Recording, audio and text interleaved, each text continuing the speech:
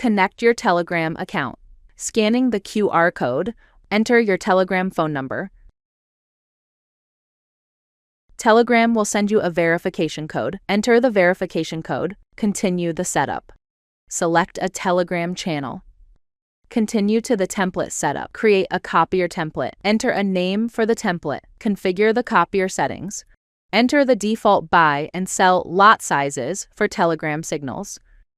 Configure risk management settings when required. When using percentage-based risk management, TraderPilot calculates the position size based on your trading account balance, the selected risk percentage, the distance between the entry price and stop loss. Click Save when you have completed the configuration. Your Copier template is now ready.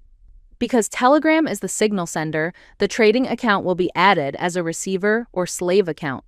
Enter the following information: account name, sender Telegram channel, Copier template, broker, trading server, trading account number, master password. Click Connect. Your trading account will be connected successfully. You can add multiple trading accounts under the same Telegram signal sender, subject to the account slots included in your subscription. Now we're going to show you how our Telegram Copier works. Here we have our Telegram channel connected, also the trading account connected. So now we're going to send a signal to our Telegram test channel.